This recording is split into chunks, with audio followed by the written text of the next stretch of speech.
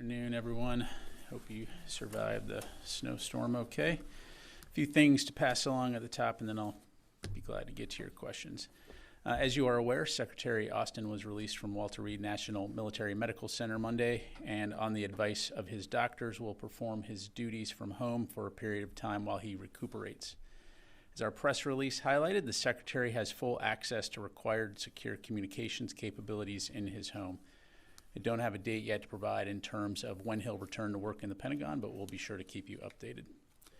The press release, which includes a statement from Secretary Austin's doctors as well as a statement from Secretary Austin regarding his release from the hospital, are both available on the DoD website. However, to ensure a common understanding of the Secretary's condition, prognosis, and treatment going forward, I'm going to read the statement from his doctors, and I appreciate your patience. This is from Dr. John Maddox, Trauma Medical Director, and Dr. Gregory Chestnut, Director of the Center for Prostate Disease Research at the Murtha Cancer Center of Walter Reed National Military Medical Center. Quote, Secretary Austin progressed well throughout his stay, and his strength is rebounding. He underwent a series of medical tests and evaluations and received non-surgical care during his stay to address his medical needs, to include resolving some lingering leg pains. He was discharged home with planned physical therapy and regular follow-up. The Secretary is expected to make a full recovery. Secretary Austin's prostate cancer was treated early and effectively, and his prognosis is excellent. He has no planned further treatment for his cancer other than regular prostatectomy surveillance, end quote. And again, as we receive pertinent updates, we'll be sure to pass them along. Separately, as you know, the U.S. and United Kingdom, along with support from Australia, Bahrain, Canada, and the Netherlands, conducted strikes against military targets in Houthi-controlled areas of Yemen last week in support of a multinational effort intended to disrupt and degrade the Houthis' ability to attack international shipping in the Red Sea and Gulf of Aden. The U.S. also conducted subsequent follow-up strikes against a radar site on Saturday, Yemen time, that was part of the original target list, and 4 anti-ship ballistic missiles yesterday, Yemen time, that were prepared to launch from Houthi-controlled areas of Yemen, which presented an imminent threat to both merchant and U.S. Navy ships in the region. As Secretary Austin said in his statement on January 11, quote, we will not hesitate to defend our forces, the global economy, and the free flow of legitimate commerce in one of the world's vital waterways, end quote. In the meantime, more than 20 nations continue to support the separate defensive coalition Operation Prosperity Guardian, which is focused on protecting international shipping and mariners in the Red Sea and Gulf of Aden. In other news, Secretary Austin spoke yesterday with Ukrainian Minister of Defense Rustem Umerov to discuss the latest on the situation in Ukraine and the upcoming Ukraine Defense Contact Group meeting, which will be conducted virtually on January 23rd. During the call, Secretary Austin reiterated that the United States and our coalition of some 50 allies and partners remain committed to supporting Ukraine in its fight against Russian aggression. The readout's been posted to the DoD website.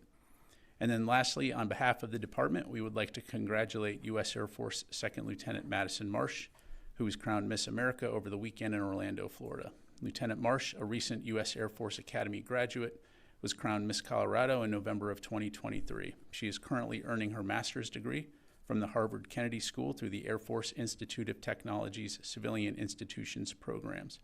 She's also earned a pilot slot and is expected to attend pilot training after she graduates from Harvard. For more information, I'd refer you to Air Force Public Affairs. And with that, happy to take your questions. We'll go to Associated Press first. On the phone, Lita Baldor. Thank you, Pat. Two separate things. One, on Secretary Austin, does his physical condition at this moment preclude travel? Can you give us sort of an idea as to whether the meeting is virtual because he can't travel, or just how he is in that regard? And then secondly, on the Houthis, over the weekend, obviously there were attacks by the Houthis, there were counterattacks, and there were several strikes by Iran itself. Can you assess or tell us whether Secretary Austin believes that the Gaza war has already expanded? Don't all of these attacks suggest that the war has done exactly what the U.S. didn't want it to do early on, and that it has expanded, and that attempts to deter the Houthis so far have not worked? Thanks. Yeah, thanks, Lita. On your first question, as I highlighted, the Secretary continues to recuperate at home. He does have planned physical therapy, as I highlighted there in the Secretary or his doctor's statement. And so in terms of travel, no travel scheduled in the immediate future, but again, we'll keep you updated. And to answer your question, obviously the UDCG is very important, the Ukraine Defense Contact Group, and as he continues to recuperate, he of course wants to participate in that. And so that certainly is a factor in terms of why we're doing this virtually. In terms of your second question, clearly there are tensions in the Middle East. There have been tensions there since the Israel-Hamas conflict has kicked off. We continue to work very closely with our allies and our partners in the region to prevent the Israel-Hamas conflict from escalating into a wider regional war.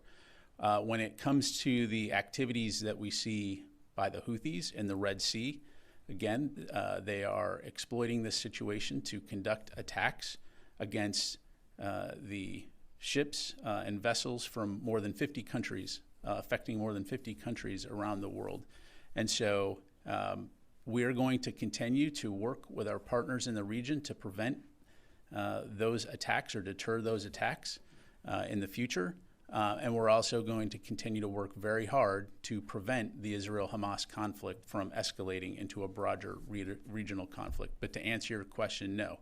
We currently assess that the fight between Israel and Hamas continues to remain contained in Gaza. Let me go to Tom. Pat, do you have a battle damage assessment at this point on the U.S.-British strikes? And also, the New York Times has reported that the strikes took out roughly 1/4 of the Houthi capabilities. I was talking with some folks on the Hill. They were told the strikes would set back the Houthis by a few days or a few weeks. Could you talk about those points? Yeah, thanks, Tom. So I'm not going to get into specific intelligence in terms of percentages. What I will tell you is that in our assessment, we hit what we intended to hit with good effects. Again, the objective here was to disrupt and degrade Houthi capabilities to conduct attacks. And we believe that overall, in terms of the scope and the number of strikes that we took, we have degraded their ability to attack. Clearly, they maintained some capability, and we anticipated that after any action, there would likely be some retaliatory strikes. And that's what you're seeing now. So we're going to keep working alongside our international partners. And as I highlighted at the top, we're going to continue to do what we need to do to protect our forces, but also deter future attacks from the Houthis. I'm not going to telegraph, forecast, or speculate about any future strikes other than to say that these actions by the Houthis are illegal, reckless, and dangerous, and they need to stop. And you can't say how much you've degraded or disrupted the Houthi capabilities? I'm not going to get into percentages or talking other than to say, we employed over 150 munitions, targeted over 16 locations, and had impact. Thank you. Fadi. Thank you, General. I have two questions. We've been reporting about a new attack today in the Gulf of Aden from Houthi-controlled areas in Yemen that targeted a U.S. merchant vessel. What can you tell us about this situation and any information you can offer on this situation? Yeah. Thanks, Fadi. I am tracking reports coming out of the region. We're working with Central Command now to get more information on that, and so certainly we'll, as we have been, put that information out as quickly as we can. Confirm the attack happened? I'm tracking reports of an attack coming out of the region. As you mentioned, the strikes against Houthis in Yemen are trying to disrupt their ability to continue these attacks. However, since the first wave of those strikes in Yemen, two more, for the first time, 2 U.S. ships have been targeted. Would you say the security situation in the Red Sea area is better or worse after those U.S. strikes? What I can tell you is that we've degraded Houthi capability to conduct strikes. As I highlighted and as we highlighted shortly after those strikes, we would not be surprised if we saw efforts on their part to continue to try to conduct retaliatory strikes. Ultimately, at the end of the day, let's take a step back and look at how we got here. Mid-November, we started seeing these attacks despite multiple warnings. and multiple efforts, the Houthis have continued. And so there was an international coalition, including the countries that I highlighted at the top, that have taken action to prevent these strikes or deter these kinds of attacks in the future. Ultimately, at the end of the day, again, the Houthis need to ask themselves how much of their capability do they want degraded and disrupted in light of these illegal, reckless, and dangerous attacks. The United States, this is not about the United States. This is about the ability of the nations of the world to sail an international waterway through the Red Sea, through which 10 to 15% of economic trade transits, and do so safely and securely. That's what we're focused on, and we'll continue to work closely with the international community to deter these attacks. It's an international problem that requires an international response. Chris. Thanks, Pat. Iraqi Prime Minister Mohammed al-Sudani told the Wall Street Journal that the U.S.-led military coalition that is in Iraq to fight ISIS was no longer needed. He said, quote, "We believe that the justifications for the international coalition have ended." Sudani didn't set a deadline for the departure of the coalition, nor did he close the door, but he said he was no longer worried that the departure of the coalition would undermine Iraqi military capabilities. So what is the U.S. response? I'm not going to comment on the Iraqi, government's remarks other than to say U.S. forces are in Iraq at the invitation of the government of Iraq. We value Iraq as a partner. We'll continue to consult closely with them. At this time, I'm not aware of any official request by the government of Iraq for DoD forces to depart. I'll just leave it at that. Have there been requests for any official talk about departing? As I highlighted at the last two press briefings, we continue to engage in conversations and communications with our Iraqi partners on U.S. force presence in Iraq as it relates to the safety and security of those forces. But again, U.S. forces are there at the invitation of the government of Iraq, focused on the Defeat ISIS mission. One and then more last question. You try to ask it a different way, maybe I'll answer it a different way. Yes. On the Defeat ISIS mission, how would that be undermined by their presence? I mean, this is obviously an enduring threat that you've had to deal with both on the ground, in the air. How would U.S. national security possibly be undermined if U.S. forces could no longer operate in Iraq? Yeah, thanks, Chris. So I don't want to get into hypotheticals. We know that ISIS continues to be a threat. The counter-ISIS campaign was largely successful over the last 10 years in terms of muting the threat of ISIS as it relates to Iraq and Syria, in no large part, in no small part rather, than to the professionalism of the Iraqi security forces as they have continued to increase their capability, their skills, and their effectiveness. So credit where credit is due. That said, we continue to see ISIS as a international and a regional threat. And so we can't take our eye off the ball when it comes to ISIS, and that is the purpose of the Defeat ISIS mission, to ensure the enduring defeat of ISIS. Ultimately, though, at the end of the day, again, we are in Iraq at the invitation of the government of Iraq, and we will continue to consult closely with this valued and important partner. And I'll just leave it there. Yes, sir. On the same topic, what's your assessment on your personnels in Iraq? Do you need to be there for a longer time because ISIS is still a threat? Or what's your assessment on your presence? Well, look, the way that the United States conducts operations is in consultation with our allies and partners. That's exactly what we're doing in the Red Sea.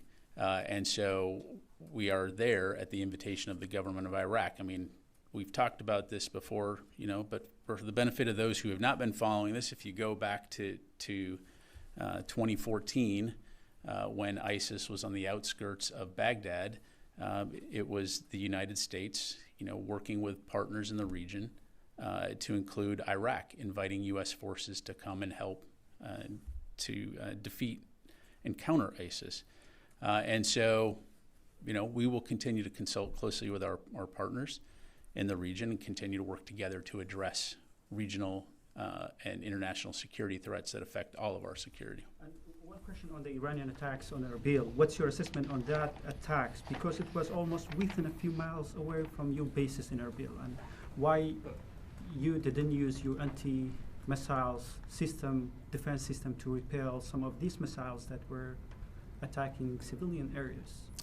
So as I understand it, none of these strikes were targeting U.S. personnel or U.S. facilities.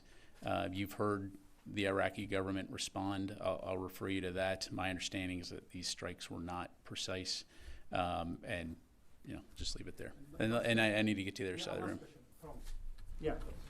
The 2024 National Defense Authorization Act includes a provision for equipment for Iraqi Kurdistan Peshmerga forces with air defense. Are you going to work on that?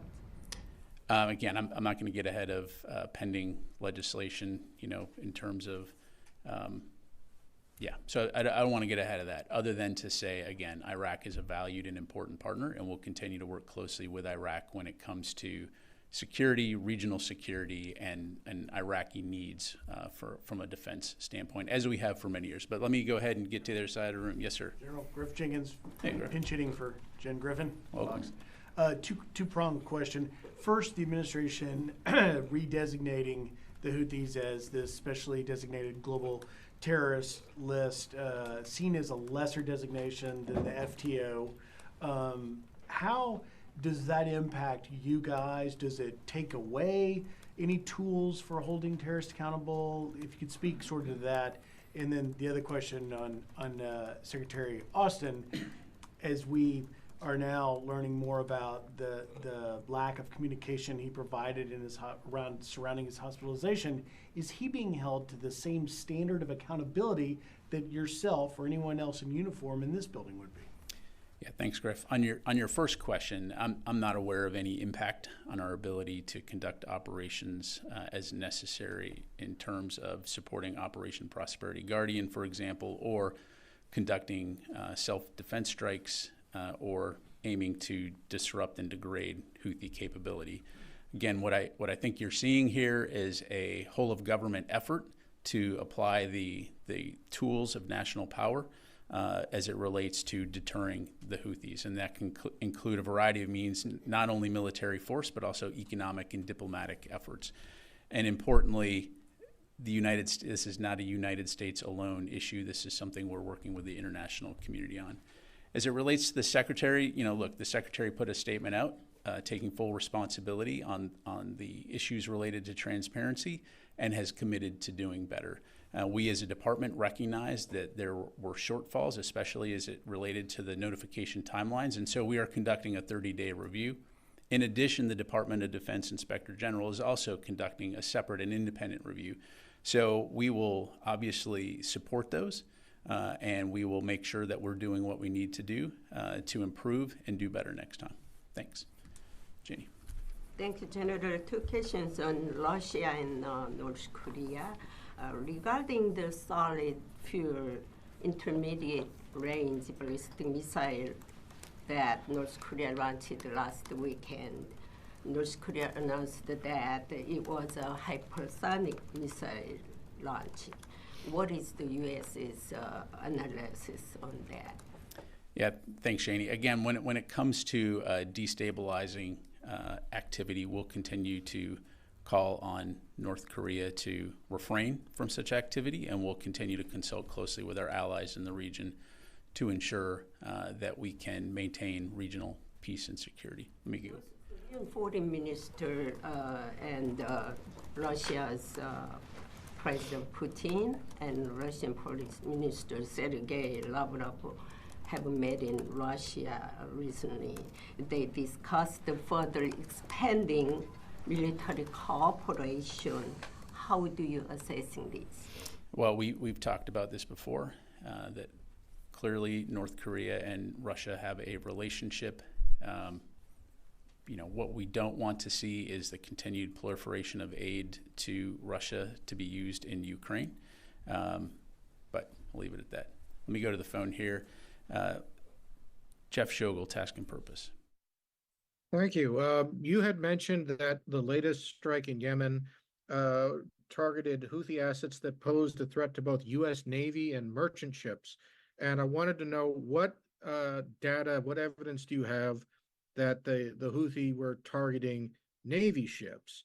And also, does this operation, the airstrikes against Yemen, does it have a name? Thanks, Jeff.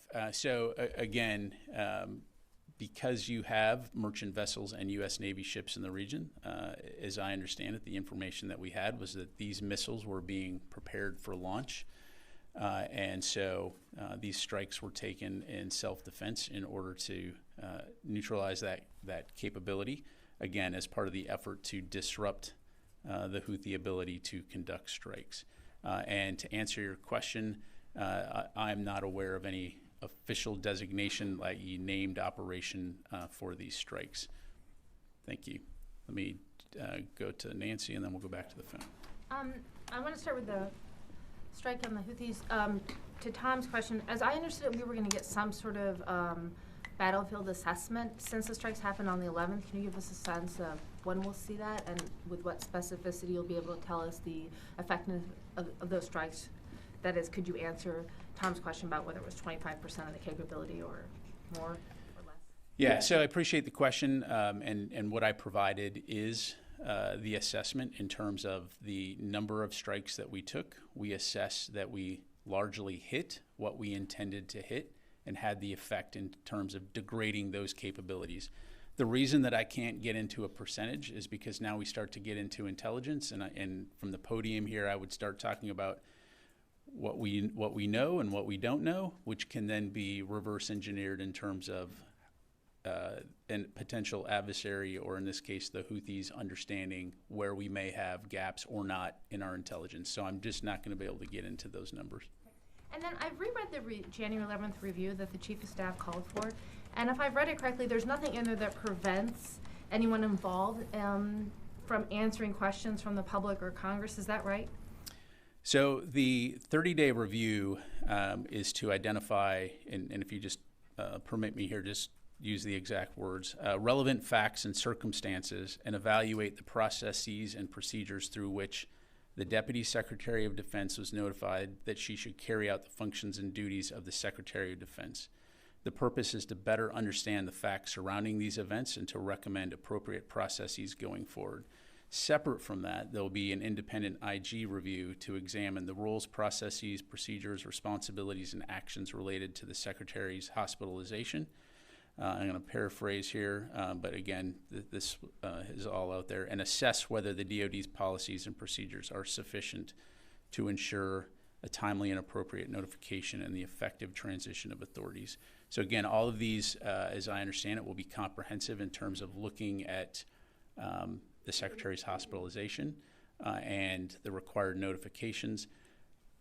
Behind all of this, however, again, just to reiterate, at no time was there a gap in DoD command and control. Right, but my question is, there's nothing in the memos as I read them that prevents somebody who is involved from answering questions publicly about their role in it. There's nothing that precludes that.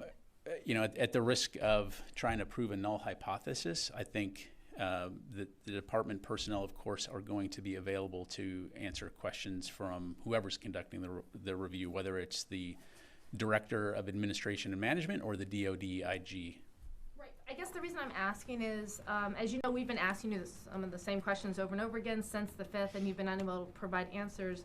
And yet the same three people seem to be at the key of what happened: Kelly Maximum, General Clark, and Secretary Hicks. And I guess what I'm trying to understand is, why can't they come to the podium and answer the questions that you haven't been able to answer, since there's nothing that in any of these investigations that prevents them from doing so?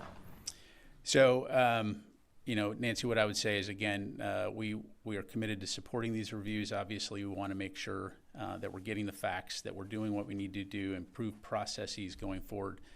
In terms of Secretary Austin engaging the press, again, as we've talked about, I'm certainly aware of the interest. And we'll make sure that request is passed along. I appreciate that, but what about those other three who are clearly very central? They're not recovering. They're here, they're in the building. There's nothing that prevents them from answering questions. But I think also it's important, again, to allow these reviews to run their course to ensure that we're operating from the facts and that we have a holistic picture of what exactly happened and when. Again, understanding the importance and the public interest and the congressional interest clearly when it comes to this topic. Let me go ahead and go back to the phone here. JJ Green, WTOP. General, the Houthi attacks, can you say if these attacks that have been coming from locations recently have been locations that were hit in the U.S.-led coalition's strikes, or are these coming from new locations? And the second question, how does Iran's recently affirmed willingness to launch attacks directly impact the Pentagon's posture in the region? Yeah, thanks, JJ. On your first question, I'm not going to be able to get into the specific launch sites of Houthi missiles other than to say, again, they do retain some capability, clearly. And again, we will continue to do what we need to do to work with partners to deter these attacks, and importantly, to safeguard vessels that are transiting the Red Sea. As for Iran's attacks, or the missile strikes that they conducted yesterday, again, they've put out a statement in terms of what those attacks or those missile strikes were conducted for. I'd refer you to them. The only thing I would say is, again, we've seen reports that these strikes were not precise. And of course, we in the United States continue to work closely with allies and partners in the region to prevent the conflict in Gaza from expanding into a broader regional war. Missy. Just a couple of questions. Could you give us an update on the follow-on from the SEAL mission? In terms of when you say an update? Search and rescue. Yeah, so on the search and rescue, the CENTCOM continues to lead that effort. It is ongoing. Certainly, we hope that we are able to recover our teammates. Our thoughts and prayers are clearly with their families at this time. I don't have any specific updates to provide right now, other than that that's ongoing. Okay, and then just going back to the question about the review and the IG examination. Apologies if you've said this already, but have you guys said whether or not that the results of that will be made public, and in what way? So for the IG review, that's something for the IG to respond to. As far as the department review, I can't answer that question because I don't know right now, other than to say we are committed to making sure that we keep the media, the public, and Congress informed in terms of lessons learned on this process. And so you're not committing to making the report public, but saying something about what? Right, and I just don't know at this time where we're at in that process. IG, I know that they have, obviously they can't release classified information, but is there any role in DoD encouraging them to make information public if it is not classified? So the DoD IG by design is independent, and so again, this is their review, and ultimately at the end of the day, it's up to them. Again, broadly speaking, as you well know, there are circumstances where that type of information is publicly released or an unclassified version, but again, that's something I have to refer you to the IG to talk about. Okay. Yes, ma'am. Hi, Audrey Decker with Defense One. In light of the recent ship seizure that just occurred, what is the U.S. doing to disrupt the flow of missiles and drones from Iran to the Houthi rebels? Well, you had this most recent interdiction where the SEALs aboard the USS Polar, of course, CENTCOM put out a release on that. I'd refer you to that. That was the first interdiction since the Houthis began their attacks.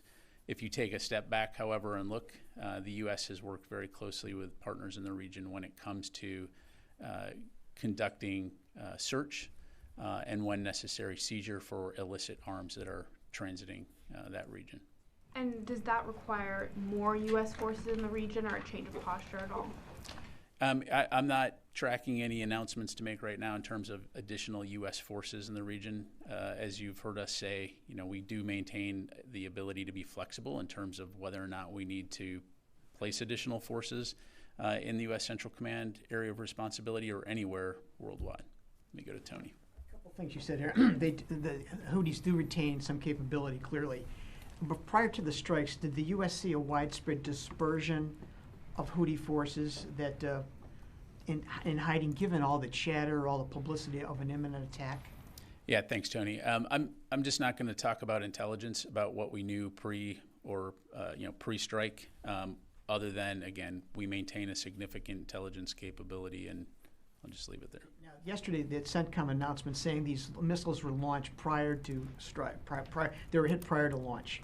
That implies that there's a really good sense of ISR over Yemen to pick up missiles on the ground being ready to launch. Is it fair to say that the U.S. at this point in the coalition have established a robust ISR capability, intelligence, surveillance, reconnaissance capability over Yemen, and that the posture now is preemptive strikes versus reactive taking on an anti-ship missile? Yeah, thanks, Tony. Appreciate the question. Again, I'm just not going to be able to talk about intelligence or specific capabilities as it relates to Yemen. As always, we maintain the inherent right of self-defense, and if the Central Command commander determines that there are a threat to U.S. forces or innocent vessels transiting the region, he has the authority to conduct dynamic strikes as necessary. If this was a dynamic strike on an imminent launch?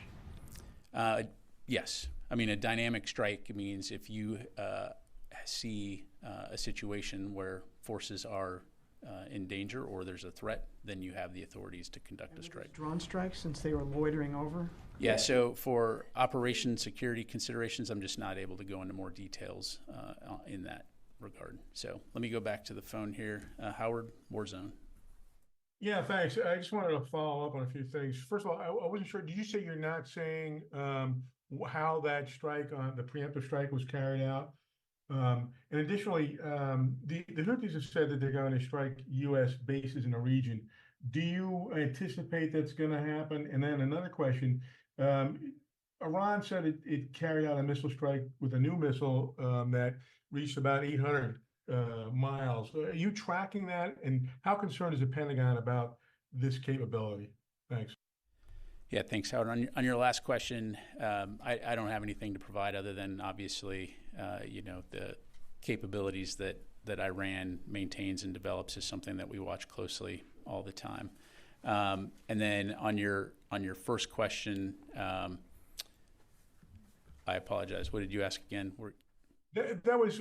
Can you say how the preemptive strike was carried out on those Houthi missiles the other day? What struck it? Again, for reasons of operation security, I'm just not able to go into further details on that. Again, we will try to lean forward as far as we can when we're able to talk about those kinds of capabilities. But there will be times for either operation security reasons or diplomatic sensitivities that we're just not able to go into detail. Let me go to Reuters. Hey, this is Phil. Thanks. Real quick, on the BDA thing, the White House had suggested that you would be able to answer questions about the BDA in the briefing yesterday. And BDAs in the past have been, given out without reservations or caveats like the ones we heard today. Wondering whether or not there's concern about a U.S. intelligence capability in Yemen, or what it is that's making this case different. If you could explain that. And then secondly, can you assure us today that there are no U.S. troops on the ground in Yemen providing intelligence or other support for what's going on? Thanks. Yeah, thanks, Phil. I'm not aware of any U.S. forces on the ground. In terms of BDA, we'll continue to keep you updated as best we can. If we have a more detailed analysis to provide, we'll be sure to do that. And I'll just leave it there. Thanks, Phil. Time for a couple more. Constantine. Thanks, Ryder. Thanks, General.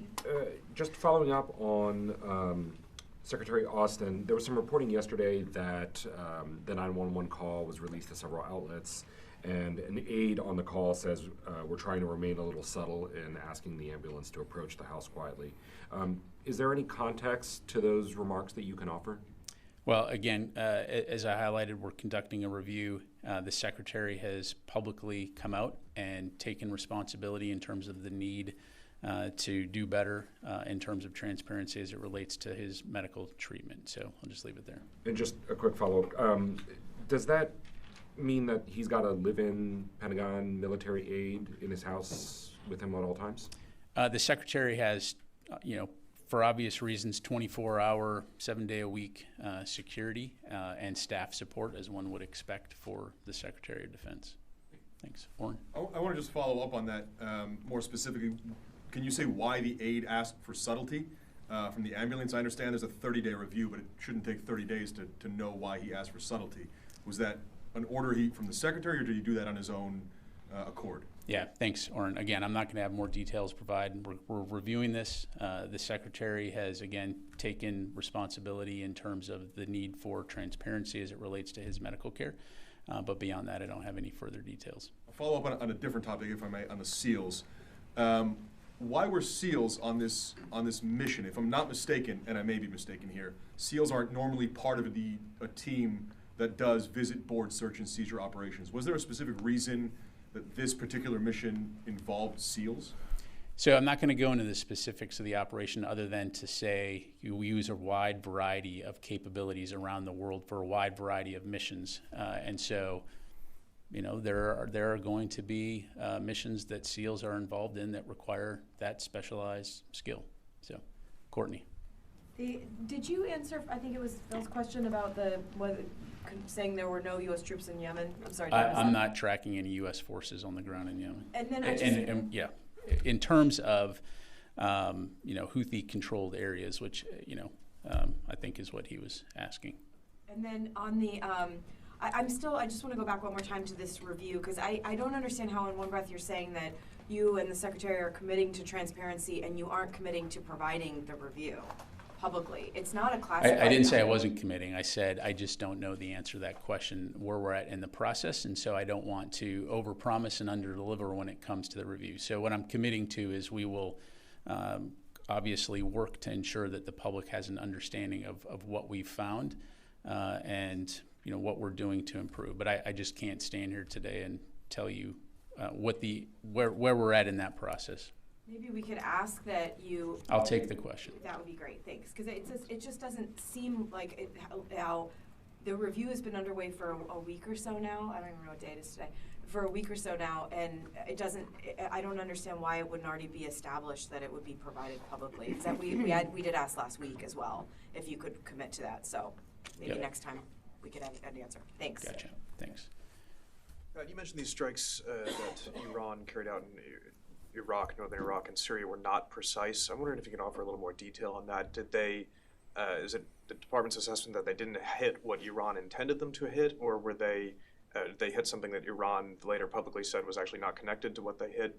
And if you can give any more clarity on which ones were not precise, the ones in northern Iraq or Syria? Yeah, I'd point you back to the comments coming from both Pakistan and Iraq in terms of where those missiles struck and the allegations of civilian casualties. All right, we can do one more question. Yes, sir.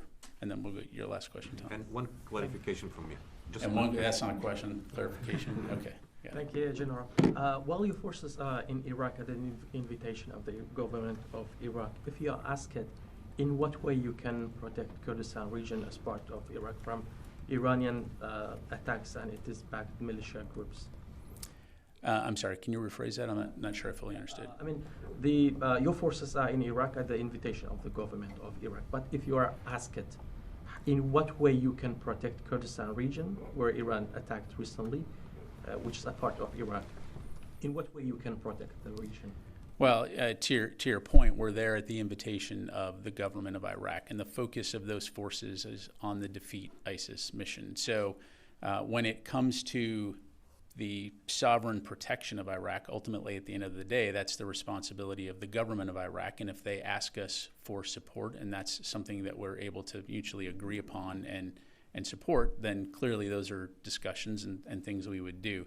But I just can't get into hypothetical scenarios about, you know, the United States and taking on security responsibilities for the government, you know, short of a, you know, if we're not specifically asked to do that. So, Tom.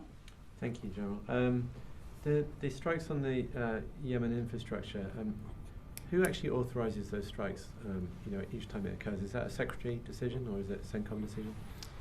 So the strikes that were conducted last week, of course, you know, per the statement, the president authorized, directed those strikes. The secretary gave the order, and again, the Central Command commander has certain authorities to be able to conduct strikes should there be a requirement in terms of self-defense or in support of the authorities that have been given. Again, the overarching objective here is to disrupt and degrade the Houthis' ability to conduct the kinds of attacks that they've been conducting in the Red Sea. So the initial authorization came from the president. Subsequent strikes are pushed down to CENTCOM commanders. Again, there's a constant flow of communication between the Central Command commander, the secretary, the chairman, of course, keeping the White House informed and part of that discussion all along. Yeah.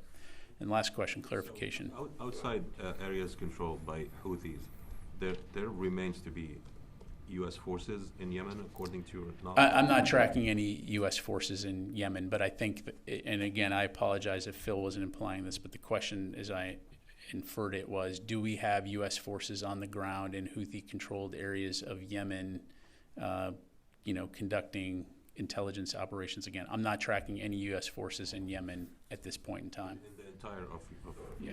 Okay. Okay. All right. Thanks very much, everybody.